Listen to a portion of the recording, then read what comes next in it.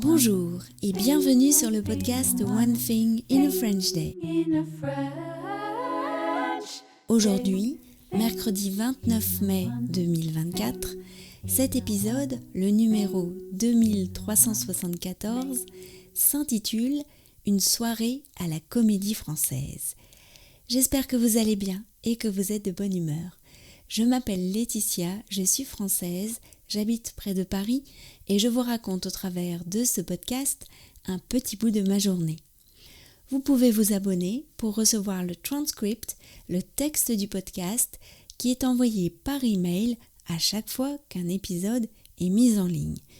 Vous pouvez vous abonner au texte seul pour 3 € par mois, mais il y a de nombreux avantages à recevoir le texte tel que je l'ai écrit, découpé, orthographié, etc. Je vous invite à les découvrir sur le site du podcast. Mais il y a également une version avec des notes et des photos. Par exemple, pour accompagner l'épisode d'aujourd'hui, je vais vous mettre en valeur 3 expressions ou 3 tournures de phrases qui sont typiques du français naturel et je vais vous montrer par des exemples comment nous les utilisons. Il y aura aussi une phrase à répéter. La phrase à répéter est un outil très puissant pour progresser à la fois en compréhension, mais aussi pour pouvoir apprendre à construire soi-même des phrases en français. Et je vous explique à chaque fois pourquoi j'ai choisi cette phrase en particulier et vous avez la possibilité de m'envoyer la phrase choisie dite par vous sur le répondeur du podcast. J'écoute tout le monde sans jugement et ensuite je vous envoie un message personnalisé. Vous pouvez vous abonner sur onethinginafrenchday.com. Une soirée à la Comédie Française. Il y a quelques jours, Caroline m'a proposé de l'accompagner voir une pièce adaptée d'un roman de Dostoïevski, Les démons, à la Comédie Française. La Comédie Française! J'ai accepté tout de suite car je n'y étais jamais allée. Elle avait eu les places par des voisins qui ne pouvaient se rendre au spectacle. Nous nous sommes donc retrouvés hier en début de soirée pour prendre un petit dîner. Pauline m'avait justement parlé quelques jours auparavant d'un concept store rue du Louvre autour de la cuisine japonaise, Hirashai. Il y avait une cantine qu'elle avait testée et qui lui avait bien plu. À 18h30, Caroline et moi avions la jolie salle de la cantine pour nous. À 20h, nous quittions la rue du Louvre pour nous rendre à la Comédie Française. Ce n'était qu'à quelques minutes à pied. Ce quartier est vraiment agréable. Je me suis fait la remarque que ça valait vraiment la peine de venir se promener par là-bas. Peut-être après un tour au jardin des Tuileries. L'accueil à la Comédie Française était décontracté malgré les tenues strictes et noires des ouvreurs.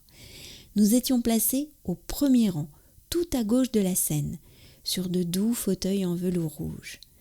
J'ai regardé la belle salle venue d'un autre temps avec ses dorures, son plafond peint, son lustre et ses chandeliers, la scène, les gens.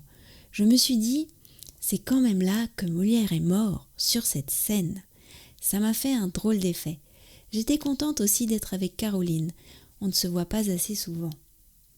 Le spectacle a commencé sans lever de rideau, car il n'y en avait pas. Par contre, se sont dressés 3 grands écrans verticaux surplombant le devant de la scène. Les premiers acteurs sont arrivés sur scène. Dominique Blanc, qui joue tellement bien, et Klaina Clavaron, à qui le personnage joué par Dominique Blanc, Varvara, va dévoiler le projet de la marier à son vieil amant Stéphane. La pièce est donc une adaptation d'un roman de Dostoïevski, Les démons. Le texte résonne étrangement avec l'actualité contemporaine et alors qu'il a été écrit en 1871 est d'une clairvoyance vertigineuse, ce qui rend la pièce troublante.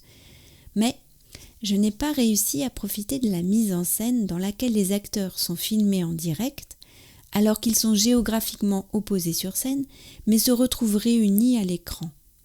Mon cerveau n'a pas voulu jouer le jeu, même si je comprends que c'est un moyen de donner une dimension supplémentaire à la pièce.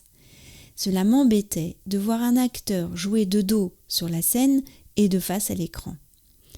Après 2h30 de spectacle, nous avons quitté la Comédie Française. Il était temps de quitter la Russie et de trouver un moyen pour rentrer à la maison.